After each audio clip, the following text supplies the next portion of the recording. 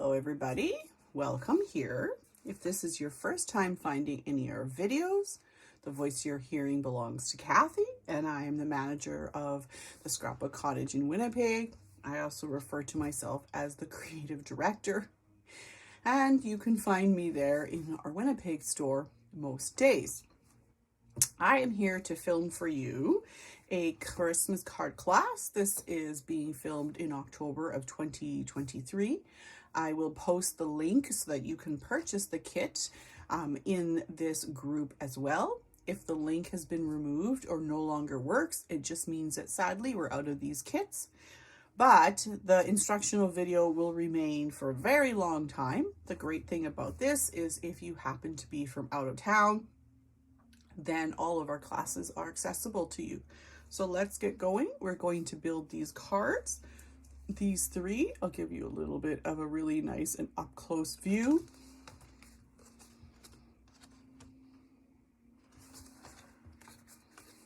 And there we go. So the bulk of everything that was used today is Concord and Ninth. And we need to start off with a kit. Everything that was used is actually from, I believe, last year's Concord and Ninth release. This is how your kit will come to you, except it'll have printed instructions as well. Just going to get my little metal bowl out to collect all the little bits and pieces that I know are in here.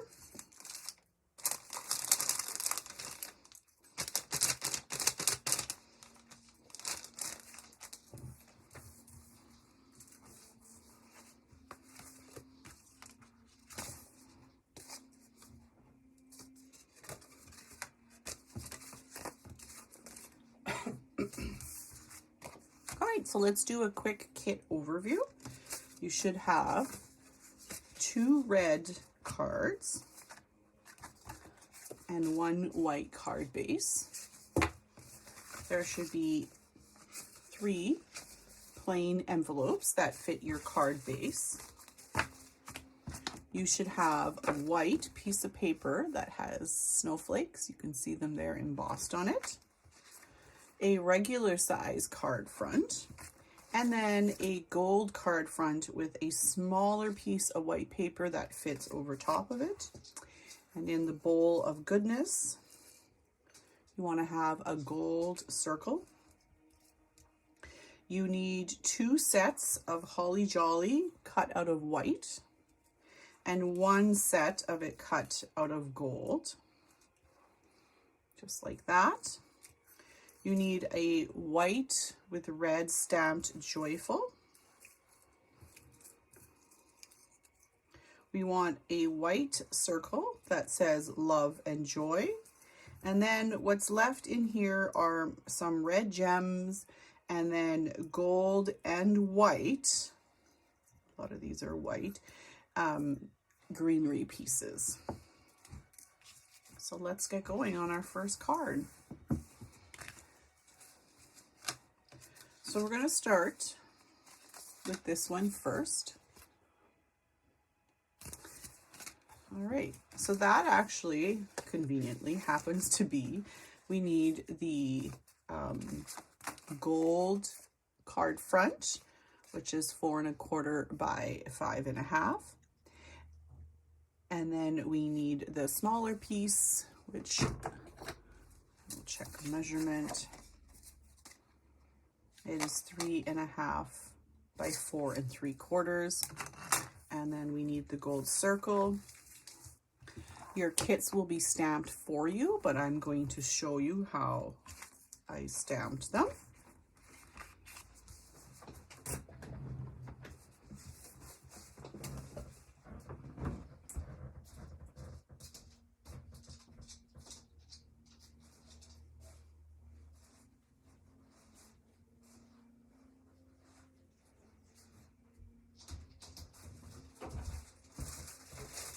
Helps to have the stamp in the right place. All right, so here is our stamp set. It is Concord and Ninth. The packaging. It is Concord and Ninth Festive Phrases, and there is a die for this set. We are specifically wanting to use this one right here, which says, wishing you and yours a warm and happy holiday.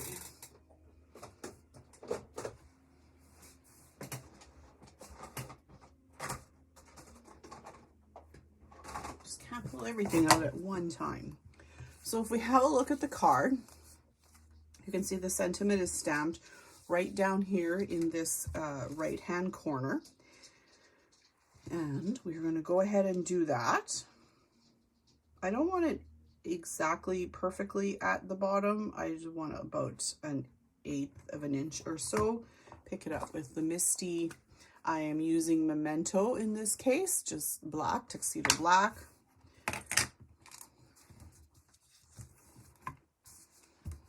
Guess I could use a magnet. Ink it up. Because it's a polymer stamp, we don't want to press too hard, so a little bit of a press. If it's not quite perfectly inked, give it another little press and you will have your sentiment. So this can get set aside. We need to clean off this stamp. I tend to just use baby wipes for this. It's the easiest.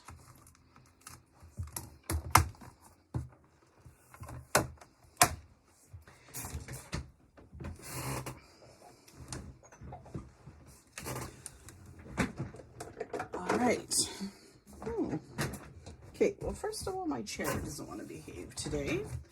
I grabbed a block that I typically leave ready to go with happy words of stamping joy.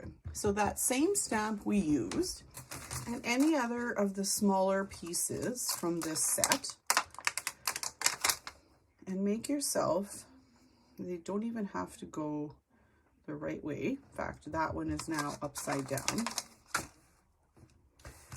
It's not needed, but maybe there. So I've just filled my stamping block with, oh,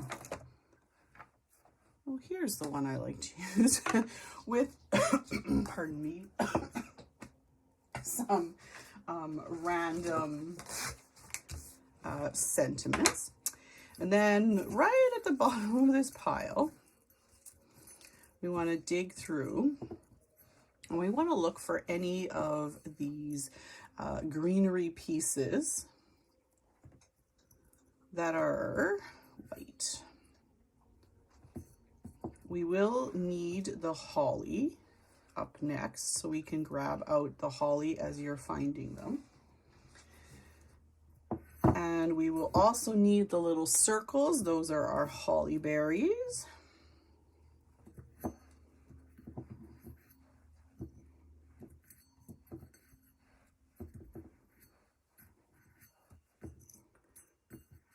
And I think the rest are all gold now. All right, so let's place this on a scrap piece of paper. I just grabbed a piece of garbage from my garbage container in my room, and we're just going to put our greenery onto a scrap piece of paper. You can also use a craft mat. I'm going to use, I found the sage from Catherine Pooler was a really nice tone of this, and we're going to ink up our stamp. And because Catherine Pooler ink pads are very juicy and soft, they're a foam pad, you're just going to be very light with your pouncing of your stamp into the ink pad. And we just want to create a little bit of pattern on these white pieces of greenery. It doesn't need to be red or the right way up. It's just adding a bit of texture and a little bit of detail. That's the store.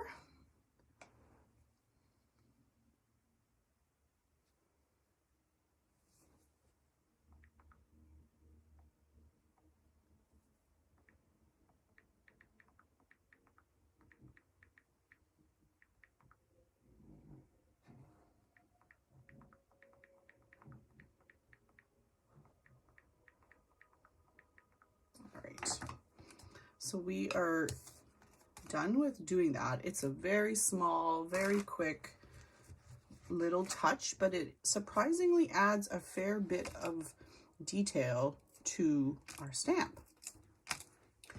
I'm sticking with the sage, and I'm going to put these guys back onto my scrap piece of paper. I have a blending tool, and I'm going to very lightly kind of pounce and apply now the identical same color. And I say lightly because if you get too wild and crazy, you will do what I did plenty of times, which is rip your stems apart. And we're just gonna ink and blend that out. It doesn't have to be dark, and it does not need to be consistently perfect or all applied. A little bit of sort of a haphazard inking is fine.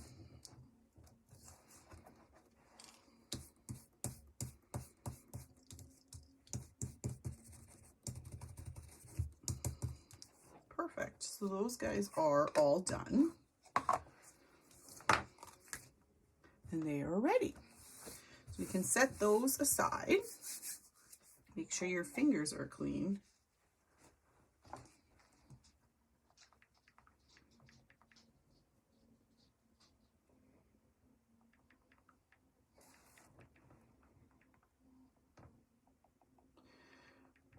We're going to get ready for the next step. I just have to answer the store.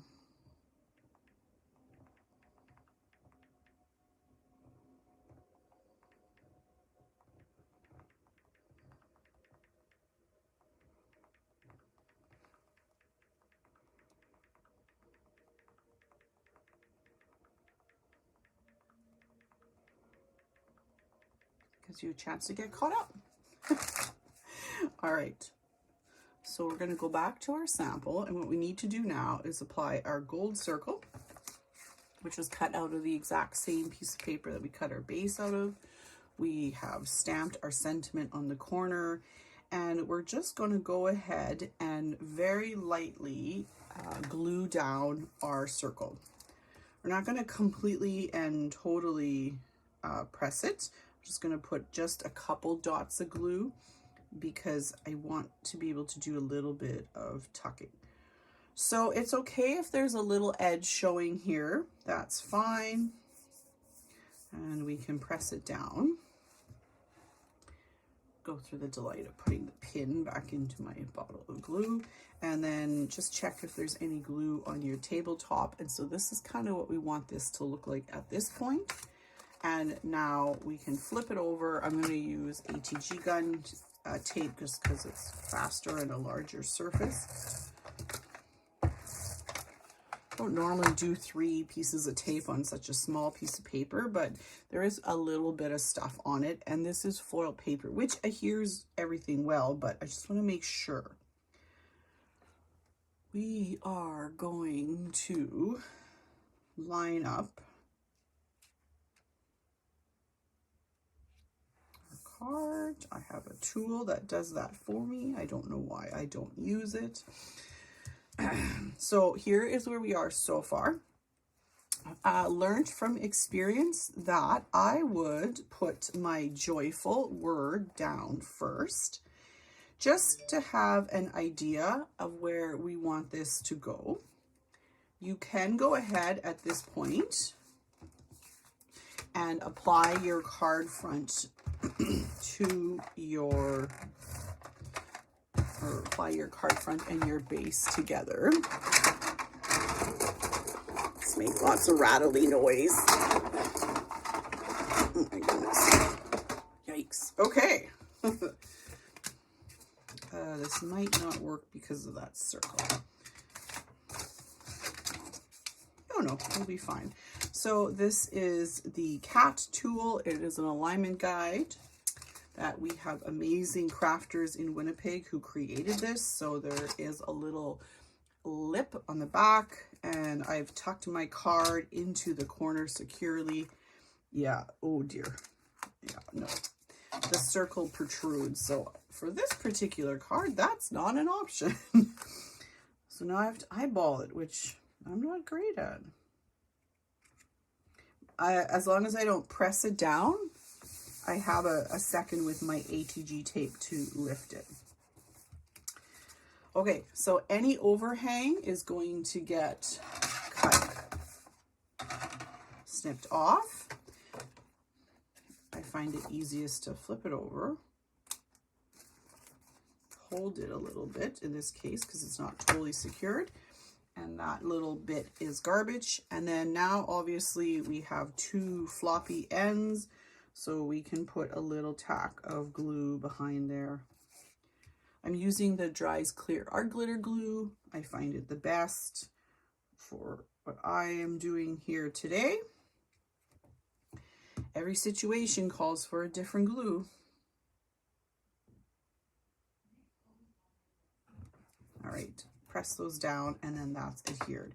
There is still some movement under here and then obviously all right here, but that's kind of exactly how I want it. What we need to do next is locate our gold greenery, except for, you can see I've left the three sort of pine branch ones in the bowl. I'm going to leave one of these four circle stems as well in my bowl. But we would like all of the rest of our green. We can set our holly to the side. Sorry, we don't need it yet, but it's up next. All right. So these are sort of all the pieces that we are going to assemble onto this card. Not necessarily every single one of them, but a lot of them. So originally when I had done this card, this big piece right here, it was actually gold. And I'll show you. I found it quite distracting, and I felt like it overtook and took away from the word and the circle. So I actually just put a stamped green one over top and snipped it off. And that's how I ended up with just the two end parts. And same thing I noticed in class, if we add a bit too much of that prominent gold, it seems to really take away from our little statement corner. So I am going to, a good trick too is so both of these stems are going in the same direction. A really easy way, if you wanted to, would be to actually stamp on the other side and ink that, and then that'll give you a nice multi-directional. Let's see if there's any ink left here.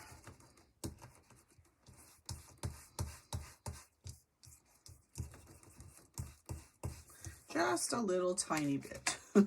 And that's what that looks like if you'd like. You can have the stems going in a bit more of a natural flow. So you can see they're all poking through. No big deal. I would take your gold pieces and tuck those more towards the back.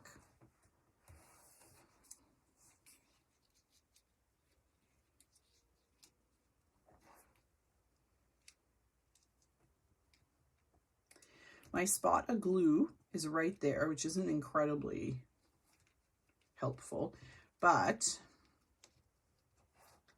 I have a solution for that. So you'll notice that the bulk of these pieces in this kit are white.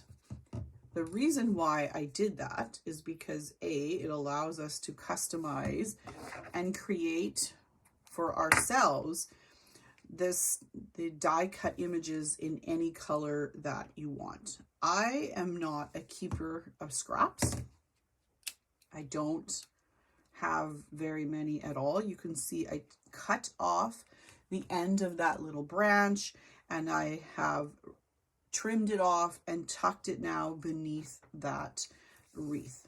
So this is that little gold branch that was a little bit too long, but I couldn't tuck it. So I snipped it just a bit. I'm applying a tiny little bit of glue. And then now I know this is going to get covered. I can put them just right there. Perfect.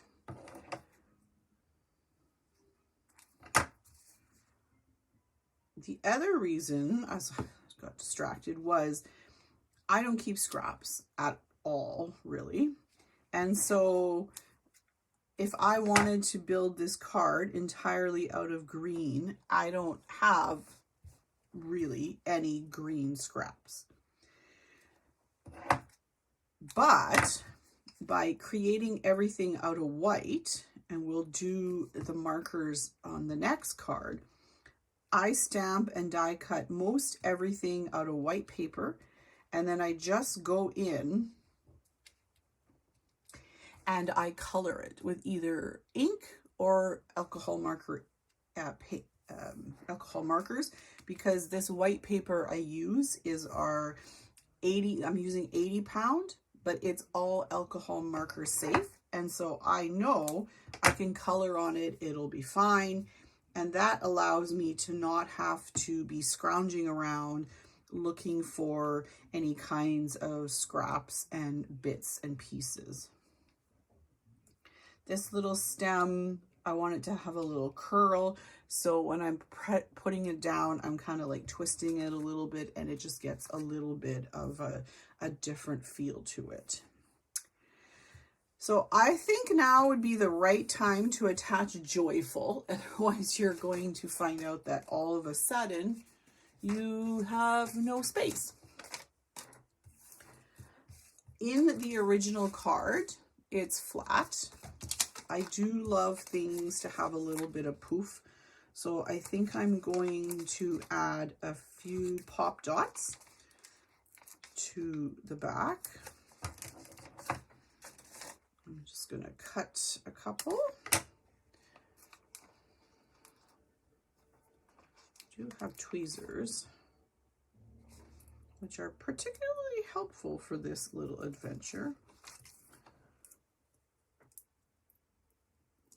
Oh, that whole little guy felt like going. All right, no big deal. They wanted to remain together.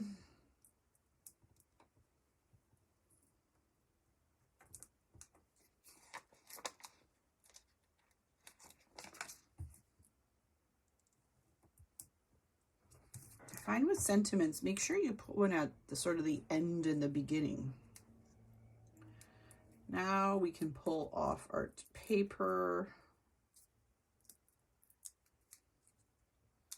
This is that one that went down joined, and the top has gotten a little bit distracted. So I'm just going to put a tiny little dab of glue on it so I know it's actually going to stick.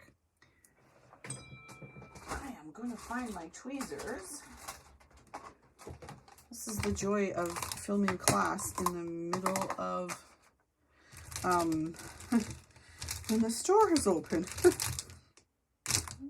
Where is my, okay, well, you'll find them some other day.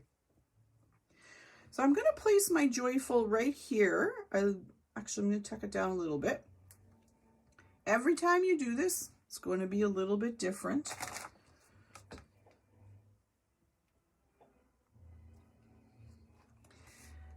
And what I can do now is just, I think, tuck a few little small gold pieces. I'm going to trim them down quite small.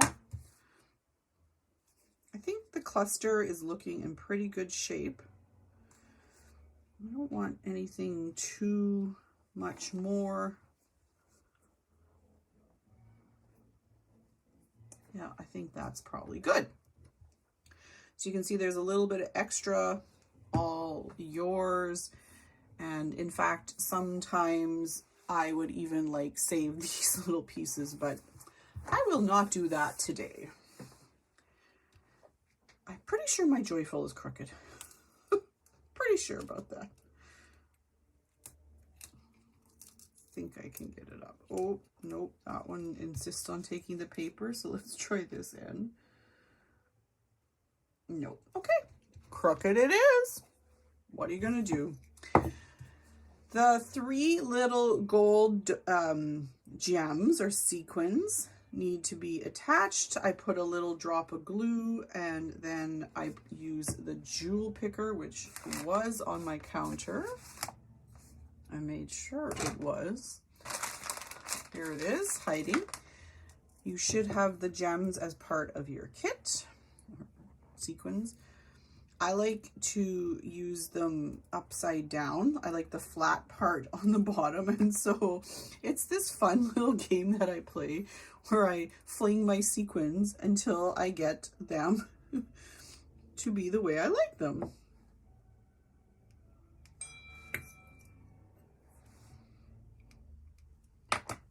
Perfect.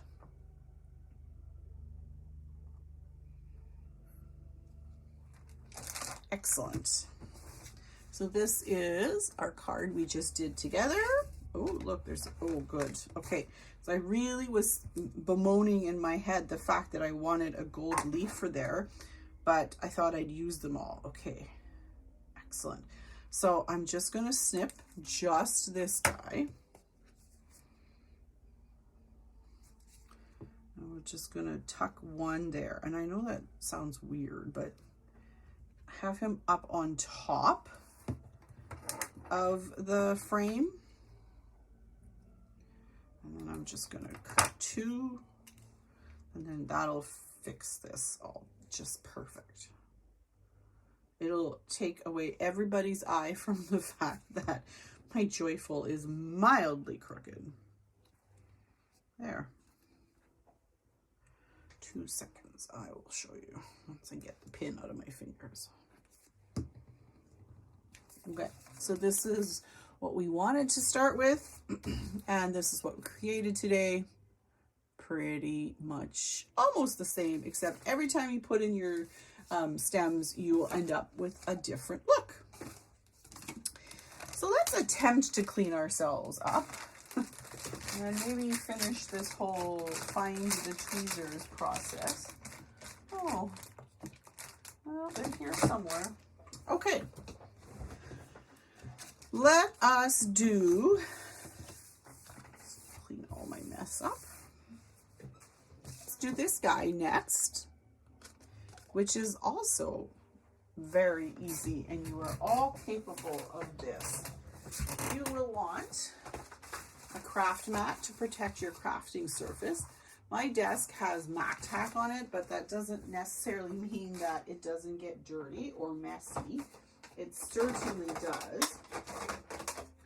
And I really don't love that. Right. So I have just grabbed a variety of green inks. It can be any at all. We are going to take that piece of embossed paper with the stars or the snowflakes, as you see to describe them. And what we're going to do is we're going to ink blend our way all the way down this whole piece of paper. We don't need this whole piece of paper, but we're going to do the whole thing. So you can have anywhere from 4 to 6 colors. And I would, at this point, put them in ranking of light to dark. My microfiber cloth on the ready. It's a little bit of sage in here. I'm going to wipe that out. It's dry, and I'm just dry brushing this brush clean. Start with my first color, which is going to be an oxide. It's Twisted Citron, and I'm just going to, you always want to start off your paper and roll in and roll across your paper. Blend that till you're happy, and then you have sort of the degree of darkness that you want on that spot. And then you're gonna lightly kind of essentially clean your brush and roll down till you get a little sequins or a spot, a strip, I guess, that is lighter. Clean out my brush.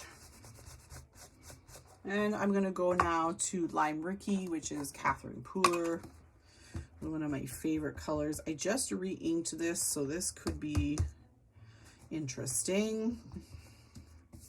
And again, start off your page and roll across.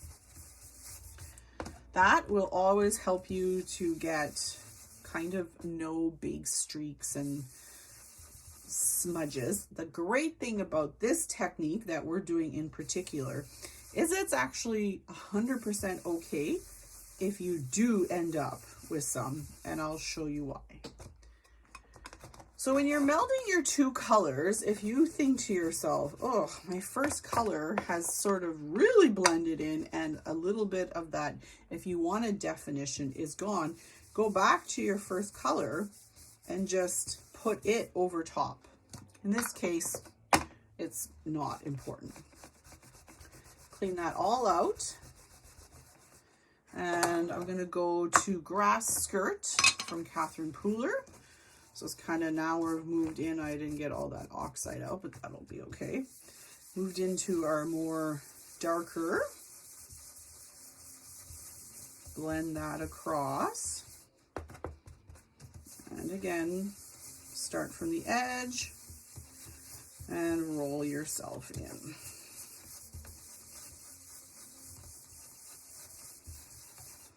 And then leave that, the edge of your inking softer so that you can get better blending lines.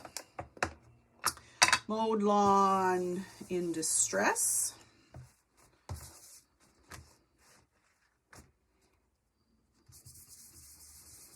Which is really similar to Grass Skirt. I always forget. That's okay. Like, very similar.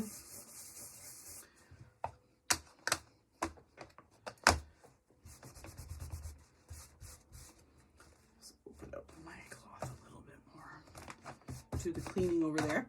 Deck the Halls, very dark. And that's going to be our sort of bottom-ish color. It also has a little bit of an interesting, like, emeraldy color to it. It's very interesting. So mix it into our green. Get it all mixed in nice. And then, this is just going to be possibly completely shocking. I actually took a little tiny bit of black and put a little bit of black just right at the bottom. I'm not sure what the logical process was. Most likely I saw somebody's ink blending and they had ended it with black, and I thought, well, now that's cool.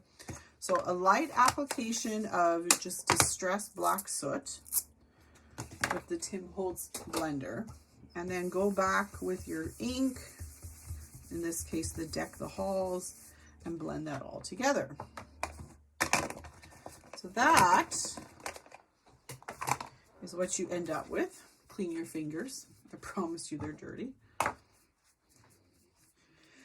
Keeping your fingers as clean as possible is really, really tricky when you do a lot of inking, which is the case of this class, but staying on top of them will help you to not end up with inked fingers on your card front, because don't we all love that? Clean your craft mat. I prefer to clean it with baby wipe, and we can take that off our desk for now. Actually, we can't. Keep forgetting this part. I think Christmas cards need sparkle. And I know that all the other cards, including this one, has gold on it, but I think a little bit of shimmer and shine is glorious. Also, the first two things that I'm going to tell you that are going to help you to not be grumbly about your blending is the fact that we are going to spray, and you can mix up any sparkle. So if you have Lawn Fawn Stardust at home, mix that up with a little bit of water Any sort of clear sparkle will help you with this little trick. But because this is a water-based product and these are all water-activated inks, I am going to spray my page with the spray. And if I hold this up, you should maybe be able to see it dries pretty quick, as there's these splotches that are on my card and it's helping my ink to blend. I'm not going to dry it or touch it or disturb it in any way. We're going to now clean our craft mat again, and we're going to let that dry. While we let that dry, let's deal with the sentiment that needs to be on this card. So you should have, this one has an extra word. Fun. I think I know, okay. Oh, no, we got 3. Okay, I think they only needed 2, but 3 is no crisis. On these white ones, you can see they're not perfect. That's actually awesome. So we're gonna go ahead. This is when tweezers come in handy. That one did not want to poke, so we'll just do 2, which is fine. All right, holly jolly, that just didn't feel like poking at all. We're going to pop out all these white parts. That's luckily why we put an extra kit in there. Okay, so these guys need to be turned red. So in the last one, we did it where we used ink. This time, we're going to use our alcohol markers. I find using the flat tip fun and different. It hardly ever gets used, so might as well give it a chance to come out. I am using R46, which is strong red. And all I do, again, to my white die cut, in this case, sentiment, I'm just going to color up the words. Just like that. And you're going to color all of them. You can see there's some white showing. I'll show you a trick for that in a second.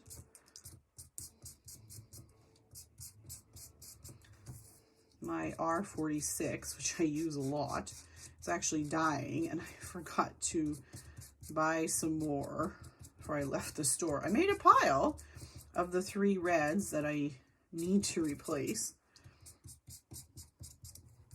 It's kind of not a good thing to have a Copic marker that's dying at this time of the year.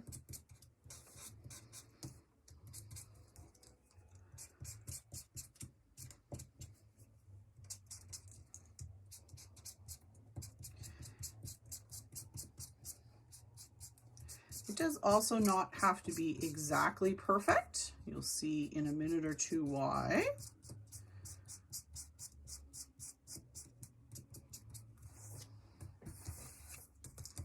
Make sure you do this again on a scrap piece of paper. Otherwise, you're going to stain your tabletop. Alcohol will take alcohol marker off most surfaces, or hand sanitizer. But I would say maybe just don't have to do that. Your craft mat would also work just fine. I just like a little bit smaller surface to work on, so I usually just use a scrap. Now, we're going to switch to the other end of the marker, and we're just going to go, and again, not like 100%, but we're going to color all the edges without, you know, spending too long on this. We're going to color all the edges with the tip, the brush tip. Makes it a little bit easier. And there's lots of spaces, I'm sure, that aren't perfectly covered, but the bulk of them are red, and that's what we really want. We want the edges to be red. Want to fool the eyes into thinking that we did actually go and get our red scraps out, and that we did actually do it that way. Truthfully, you don't really need to color them all red. You could just do the edges super good, but that just, I was like, wow. This way you get some edges that are a little bit touched with ink by the time you get to this stage. Perfection is not needed here. There's no such thing as perfection, at least not attainable for me, so I don't worry about it. And it's our crafting. This is fun. So I won't ever say silly things like, oh, it has to be perfect, because I don't think it does. So the reason why we're doing this, and why we're doing multiples, and then we're going to put the gold on top, is I like my sentiments sometimes to have a little bit of a 3D effect. We do have in the stores, Spellbinders makes that beautiful glitter pop-up foam, it's called. And it is glittery, and they're sheets, and you can put adhesive behind them, and then they're adhesive glitter. And when you die cut, say, words like these out of that, they make a glitter sentiment sticker, and it would be beautiful and glorious. So that would be really great. And this is kind of the same idea, except we're creating the 3D with paper. So just doubling it up. You can also triple it if the centers of that Holly Jolly would have come out more cleanly, I would have used the 3, but I did 2 on the original sample. I'm super happy to show you that this Holly Jolly here isn't even cut out perfect, and that's actually excellent. I use my scraps and my bits for this. It doesn't matter. Just make sure it's red and it'll be all fine. All right, let's get these glued together. So first we're going to put red on top of red. Liquid glue is definitely what I would pick. The other option that would be fantastic for this would be Stick It, which you would have applied to the back of this paper before you die cut, and then you would just peel it off because you've made a sticker. Line these up. This is where my tweezers, which have taken a little vacation for me, comes in handy. I always find getting the big things like the O's like this are great to get lined up, and using liquid glue gives you a little bit of play.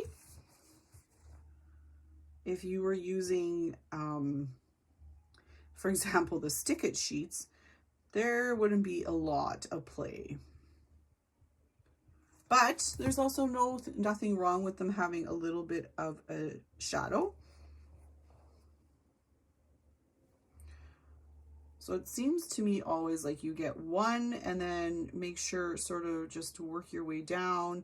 This is the Dries Clear glue, so it doesn't matter at all if the glue is not, is squishing out. And then I can just adjust. And then when I'm happy, press it flat.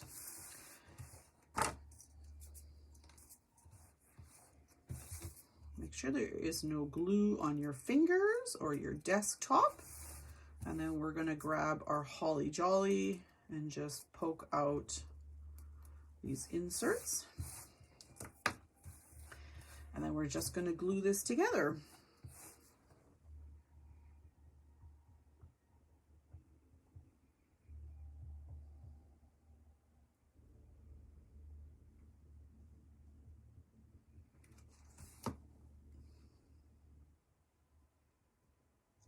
Oh, there's an insert to my bow that, oh dear. Oh, I knew where my tweezers were. The O has slid in between and it'll be fine.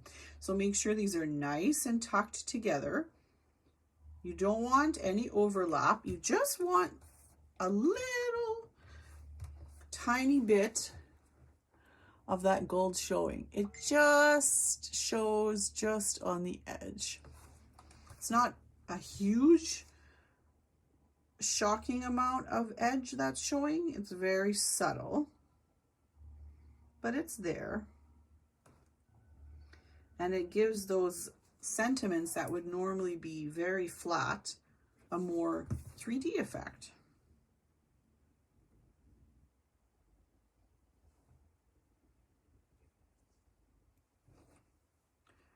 And then Get everybody to line up. And then once you're happy, then you can go ahead and press it. Perfect. Make sure your desk, your fingers, everybody's clean throughout the little pieces of paper. My dog eats them, so sometimes I just let them fall on the floor. She thinks they're great. Who am I to deprive her of pieces of paper? So this is our sentiment, and our very, very sparkly piece of paper is dry. If you don't have access to the sparkle, then that's okay too. So this is actually a whole solid card front. This is a beautiful embossing / die from Concord & 9th, and it is very lovely. It's part of the whole set. I'll post pictures of everything we used, and it's meant and intended to be used like this. I never use anything the way it's supposed to. I am now going to randomly, very much, slice this into 1/2 inch, 3/4 of an inch, nothing bigger than that, slices. Find my little guillotine perfect for this. There's one stuck in there, but it's the black one. All right, makes no difference how many you get. This is all up to you. As you can see, this is what we're trying to create. So we already have our sentiment done. We just need to do our stamping, and we need to build our little grouping. So let's do our stamping next. This is going to be on a white card front. And we're using the same set. We're going to use 'Tis the Season, which I think I grabbed. Perhaps it's right here. Nope. Do you love this game of, did I grab that or not?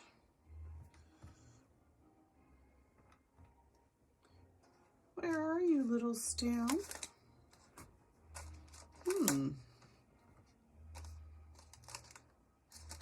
Oh, is this it? 'Tis the Season. Excellent. I'll store my stamps on the top of the package while I'm in the middle of using it, which is perhaps a little dangerous. I will stamp all of your cards for you, but if you're curious how it is that I would ever get my stamping into the exact same place where I did the original, the answer is I make sure my stamp is very, very clean. So I'm going to just give it a little very nice clean. I just rub it around. I put the original back into its spot, and then I line up the stamp, pick it up, and then I can just go ahead and remove the original, and I am ready to go ahead and stamp. This was stamped again with Memento, but I'm actually going to stamp with red. Somebody last night asked if they could do red, and it looked really nice. So I'm going to do the 'Tis the Season in red, which will tie in really nice. Perfect. Got to be a little bit gentle with your polymer stamps because they are polymer and they will spread out on you if you press too hard. So I do always say a little press is great. If you find that you need to press a little bit more, something like our pressure tool, also created by our same crafters who make the cat tool. This guy will give you a nice even pressure without splaying your stamp in a way that you don't want. All right, so now it's time to finish and build this card. So on the original, we had 5 beautiful strips of paper. As I mentioned before, you have more than you need of these strips. And we're just going to create a pattern in no order. Maybe I'll use double-sided tape for this. So not necessarily going from light to dark in this case, but just building a nice little block of our color. I decided to use the double-sided tape because my paper, this paper has a lot of ink on it. It's not necessarily, this is the alcohol marker paper, so it's not necessarily exactly fond of liquid. And then we sprayed it very deeply with the sparkle spray. So a little bit of double-sided tape on the back. This is a very crooked piece of paper. Okay, we're not going to use that one. It's quite crooked. Now we're just going to layer different widths. We want to line them right up, butt them up right next to each other, and we want to have it with no space in between, as well as not overlapping necessarily, right on top, or right sitting on top of each other, but in a stack, like a perfect building block.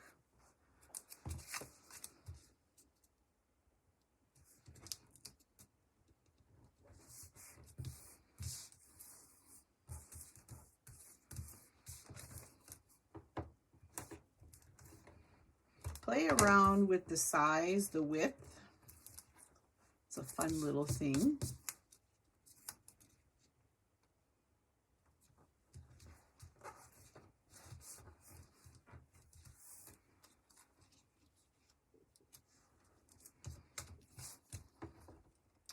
The answer that you are undoubtedly asking yourself is, how high should I go? And that's kind of up to you. I stopped about 1 inch. I suspect this one is, these are all crooked, which is hilarious. So I'm going to actually do a fake straightening them out. I think I'll use, no, I think I'll use this one. Yeah. So I was obviously not using a paper trimmer correctly. So what I'm going to do is, I have tape, but I'm also going to put a little bit of liquid glue on the bottom right here. That'll give me a bit of play time. And I'm going to manipulate this guy by overlapping slightly to get it straight. So I'm going to line this one up perfect. Yeah, perfect. So it needed just a little tiny bit. There we go. Check your edges in case there's any overlap. There's an absolute minuscule amount of overlap here. Be very, very careful in trimming this. This is wet, grumpy paper, so we want to make sure we use very sharp scissors, and I would not recommend a paper trimmer. Just a little snip is all it needs. So here we go. Pretty much ready to finish this card, and you have a couple extra strips, which would obviously allow you to create another card. Holly Jolly, I placed at a bit of an angle. I didn't put pop dots because I felt like it was already 3D enough with the layered up words. I am going to use liquid glue to tack this on. It needs a good adhesion.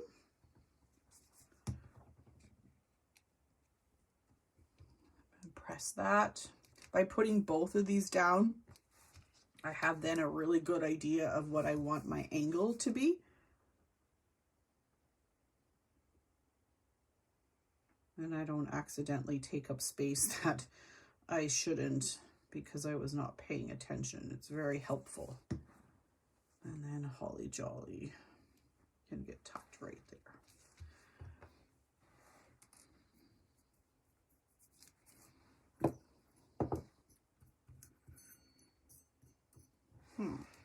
Were we not supposed to put red gems on that last card? Oh, we were. Oh dear. Okay. Now I gotta go put more red gems in all of these kits. we need a pop of red. Well, at least I found that out now. We need 3 more red gems.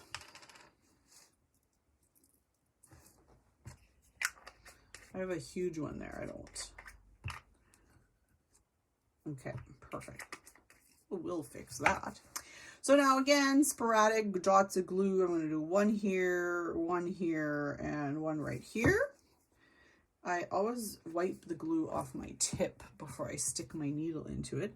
Then we get to play this fun game. Flip it over to get the nice back. I just find they glue better, the sequins. And then last one right there. All right, so there we go with our 2 cards. The difference being here is I just used lighter inks this time, and my stack might be a little bit different, and then I stamped in red, but that is our second card. It's a really fun way to use an embossing folder, any embossing folder, and just play with ink. All right.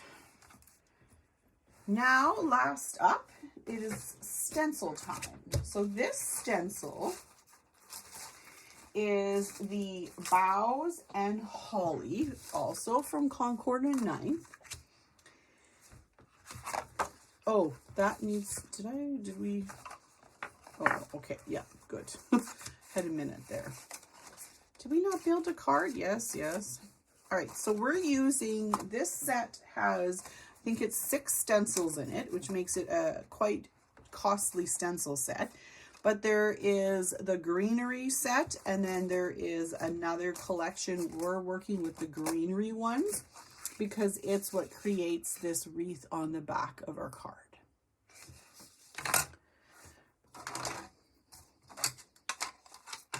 Personally, I can't live without my Make Art Station. Thank you, Wendy Vici, for making it. It is glorious. I love it. The funny story in our store is that Sharon had taken a class with Wendy a couple years ago at Creativation, and had come back and said one day to me, oh, I'm going to send you my Make Art Station. You're going to love it for doing your classes. And I was like, sure I am. Because I was using tape like everybody else. And it arrived, and I really didn't use it that much in the beginning. I was kind of like, oh, sure. And then I believe I was actually playing with a layered stamp, or sorry, stencil. And I thought, oh, I should get that tool out. Sharon thinks it's spectacular. Maybe the tape wasn't working for me. And I thought, this will be fabulous. It was the small one. I used it, and I immediately was obsessed with it and absolutely loved it. And to the point where I then bought myself a big one. I like the big ones, even though it's much bigger than a stencil. It's just so much easier. And I will say this, I do put clear Mac tack on them, on mine. And I tell other people to do that because the grid is laser printed on, and no matter what you do, it's just going to come off, especially if you use any kind of cleaner on it. So I just wrapped mine in clear Mac tack, and everything's magical. So this is greenery stencil number 1. And what I did, because this tool has these beautiful lines, I lined up, it's most easy to use these stencils when you use a larger piece of paper, because you can then use the registration marks. I was stenciling these for the class kits myself. It's quite crooked. And I knew it would be okay, but I do find it much easier to have a piece of paper the same or larger than the stencil, and then that way it allows me to use the registration marks that are part of the layered stencil set, and I will often draw little marks on the paper, and then I know exactly where each single stencil needs to go. In this case, I have lined the stencil up with the bottom of my paper and then centered it on this piece of paper so that the wreath sits centered and a little bit higher. For all the kits, this will be done for you. So you just get to sit back and watch. We are going to go to green ink. The last ink that was green that I used on here was very, very dark. Just going to dry brush that out. I could switch brushes. I do have another green one, but I believe that one also has very dark green ink. So we'll just clean it out. No biggie. All right. So I think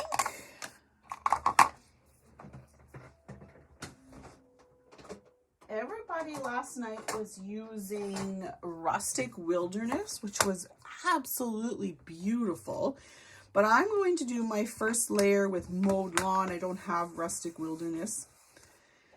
And even though there's lots of magnets holding this, I still like to have my fingers and on top of the stencil and to just allow my hands to still do some controlling with this. The fun thing that you can do is you can actually add highlights and lowlights with your coloring to every layer by being more heavy-handed in some parts and then a little bit lighter on other parts. So I will sometimes leave sort of softer edges. That is all it takes to level 1. Put that aside, ink side up. Now, greenery stencil number 2 is supposed to lay directly over top of our leaves, and it is the veins in our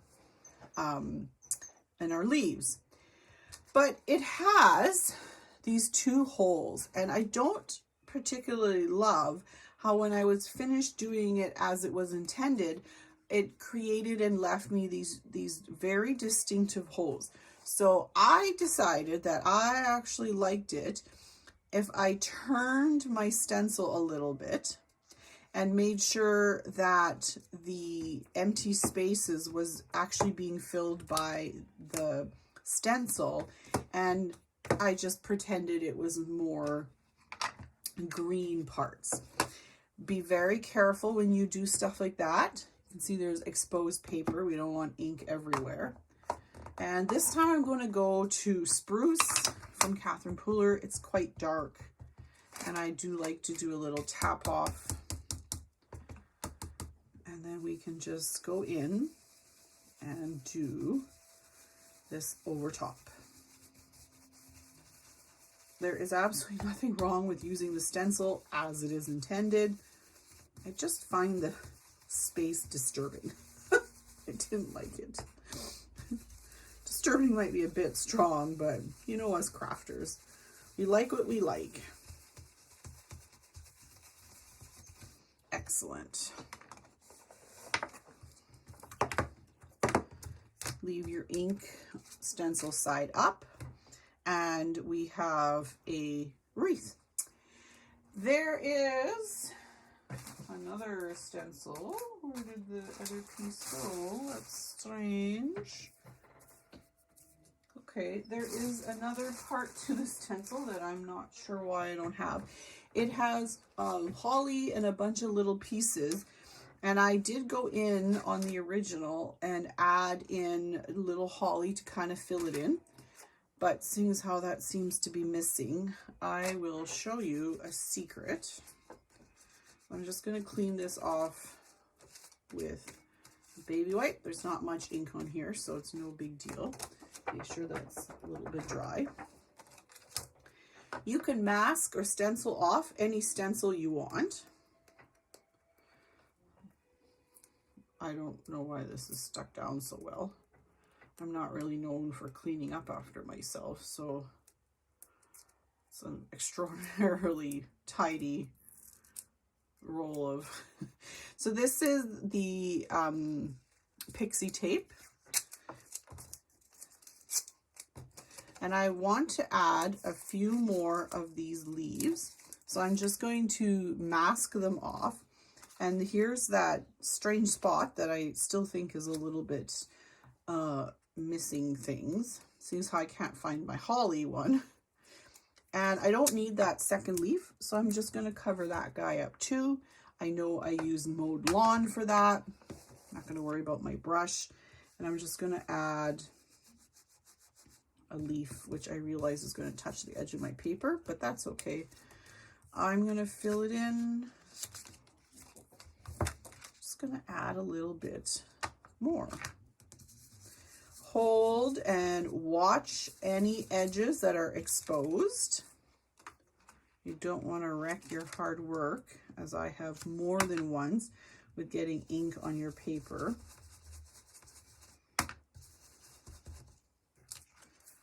Okay, I'm much happier with that. Then you can pull this all off. It's removable tape, no big deal. So now we have a beautiful wreath, and there's only one thing it needs, and that is holly. I'm going to use this Lawn Fawn Lobster, which is a beautiful deep red. It's a dye ink, which makes no difference to the story. And I am not taping this down because I want to move again. I'm altering this stencil, and I want to put these circles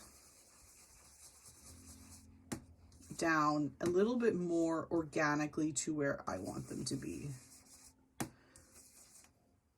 More accents.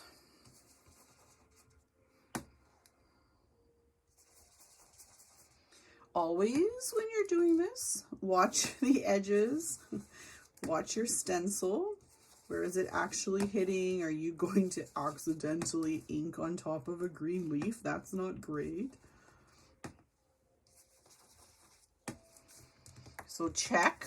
So we ended up with like a weird one over here. It must have just hit a little bit. So I'm just gonna, we'll never know. Perfect. And a little spot here.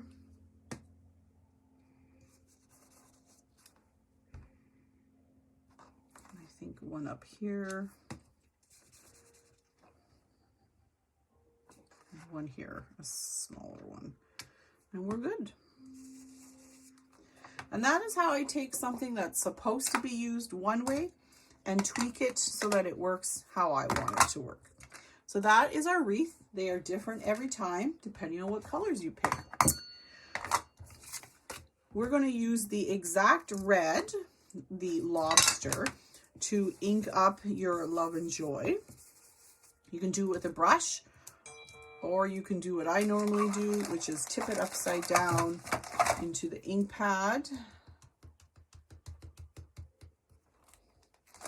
And get your fingers nice and inky. I'll do this to it. I want it to be solid, but I want it to be matching. So this is how I get all my stuff to match.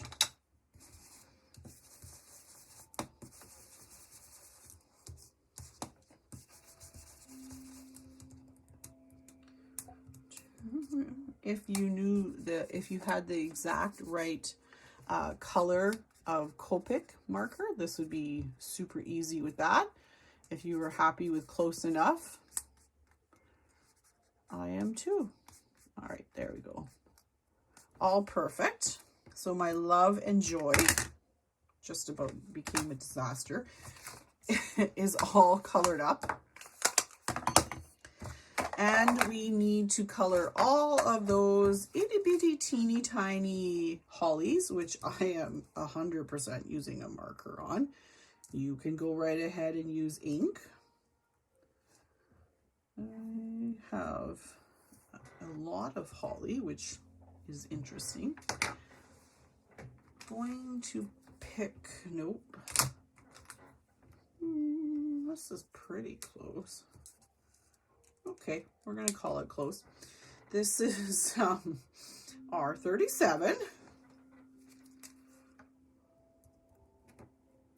Tweezers, very helpful for this process. There's the reason why they were on the list. So we need 2 holly. Oh, that's actually really good. And then sorry, those are not holly. Those are your berries. These are your holly, and you need to color yourself 6 of them. Apparently I have very dirty fingers.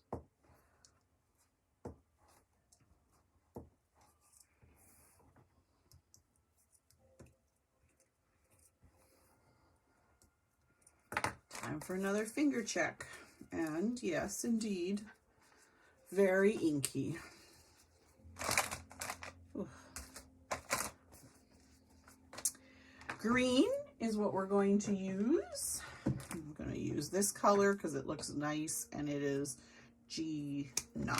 And again, I do prefer this bullet tip for this. If you colored them and you think it's not quite the right color, which for a second I didn't think it was because I was looking at my sample where I have like significantly dark holly leaves, which, by the way, holly is stunningly beautiful. I live in Canada, and in particular right in the middle in Manitoba, and we do not have holly plants outside. I was in England in the spring, and I was in Kew Palace, which is associated with George. If you've watched Queen Charlotte, that's the Kew Palace she speaks of all the time. And he loved hollies, and he built a holly garden, and it is so stunning. It makes me a little sad that those don't grow here. But hey, we get other things. They're very shiny, like they're super shiny. So I felt inspired. Those should all have been very glossy accented. All right, clean your fingers just in case, because we are at that point where we need to touch our perfectly clean, hopefully, card front. Move this all off to the side, and we are going to go ahead and put our card front onto our card base, and we can use our cat tool this time. So same thing, line your card up, put the appropriate, this is 1/8 on. I'm just going to use ATG tape for no particular reason other than it's smooth and easy and simple. And then we're going to line up, and if everybody cut their paper right, we're going to line up, and then you tack it down, and you have your edges are perfect, because that's the job of this guy, to give you that edging on the 2 sides. So when you lean it up and tuck it up against that guide, it perfectly aligns everything for you. So here is where we're headed towards, and we are going to need to get this finished. Lots of pop dots on this. First of all, my Love and Joy has had a little minute to recuperate from being heavily inked up. Paper, most paper, this is plain paper, it doesn't enjoy having a lot of ink put onto it.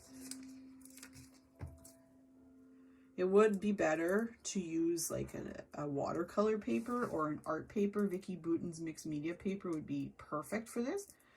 But I also don't know if people want to use alcohol markers. And even though we're not doing any blending, it's still nice to know that you could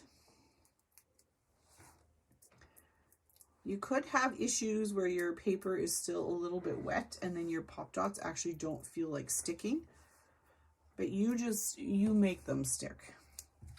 Love and Joy is going to get put down in the center of the wreath, just like that. From our little tin, we had saved 4 gold things, stems. And what we want to do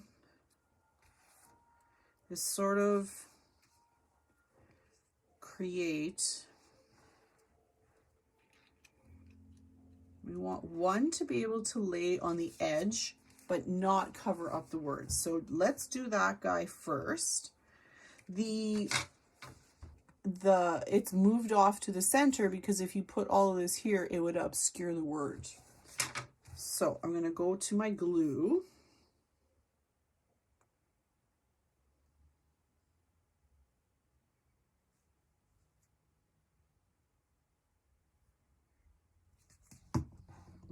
Tweezers.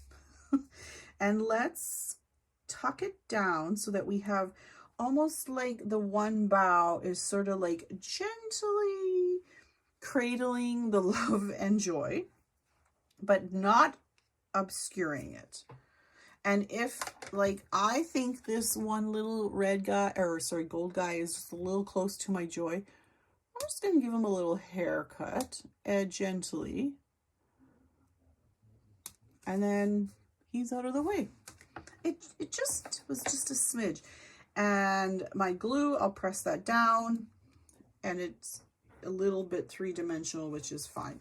Now my other two can get tacked down.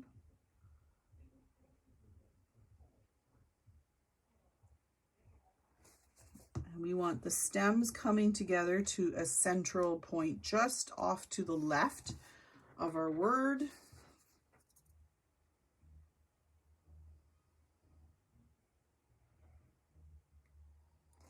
These don't have to be like glued down, you know, within an inch of their life, because we're about to make a holly collection and put that right over top. I want my little bit larger pop dots.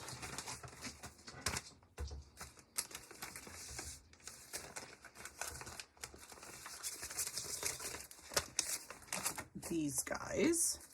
I'm going to put this one on my finger and pull off the top and take my holly. We're just going to tuck down.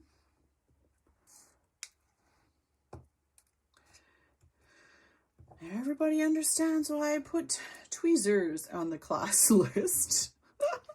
So we're creating our little holly cluster.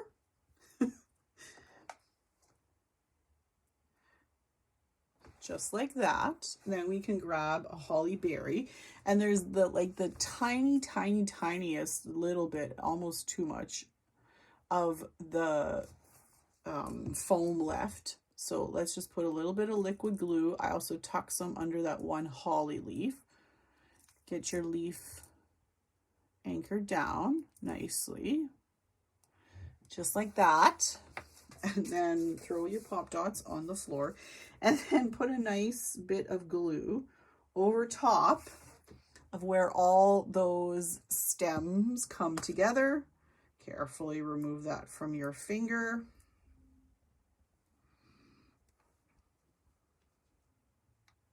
And then attach that right over top.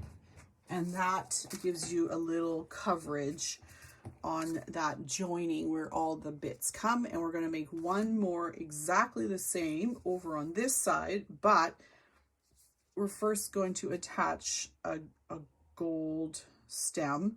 Turns out I was supposed to tell you to keep one of the 9 ones, but it really doesn't make any difference. So glue that down, and again, same steps.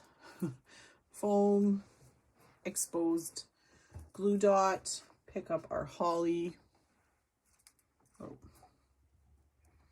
Let's try to make this one a little bit more. That one was very one-sided. There we go.